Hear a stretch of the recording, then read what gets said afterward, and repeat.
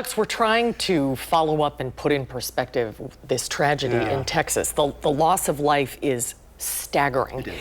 And it's kind of hard for us here in the Midwest to understand exactly what happened here. Can you give us the Cliff Notes version about what caused this flash flood? Yes, absolutely. So what happened, Tropical Storm Barry, the remnants of it, the leftovers of it, came inland over Texas. Here you actually see the satellite imagery right now. And notice the deep blues. Those are the continuous thunderstorms that are popping up. With the heat of the day, you build up that instability, and that causes those showers and those thunderstorms and prolific rain producers as well.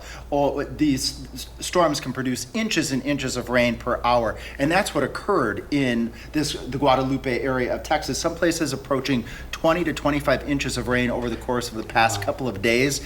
And no matter what the soil conditions are like, that's one factor that you want to think about. They're in drought conditions, so very, very dry soils. You get a heavy downpour, that water is just simply going to run right off. But it doesn't matter when it's coming down at that rate. If it's saturated soils or dry soils, that rainfall coming down is just simply going to run right into the river system. And it's hilly terrain, so that water is going to speed up as it goes down those hills into the river. And that really gives you very little time to prepare for a flash flood that went from swollen river to a rise of 25 feet in 45 minutes. In an hour, less than an hour. Less than an hour, yeah. Yeah, that video that we've been seeing, it's just unthinkable, and my heart goes out to everyone who's been affected by this. I mean, is this kind of why adequate warnings are so important for people to prepare what they can? Yes, and to prepare for a flood in 45 minutes is very, very difficult. But when you think of future planning, this is your baseline now. If you are going to have a flash flood warning that's issued, anyone that deals with flash flooding conditions like this needs to be able to evacuate and get to safety within 45 minutes.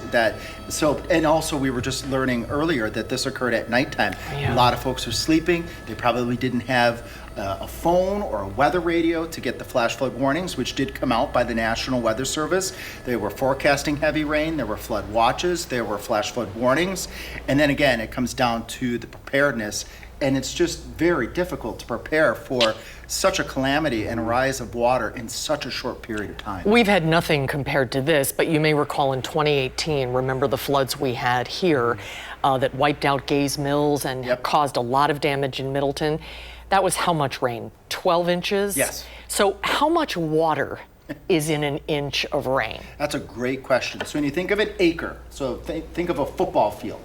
1 inch of water on a football field is 30,000 gallons. Wow. Oh, wow. So when that puts it in perspective. Yeah, when you think about 20 inches of rain over an acre, that's 600,000 gallons of water just in that acre. And we're talking acres and acres and acres of land, of all of that water being funneled down into that river system. Yeah.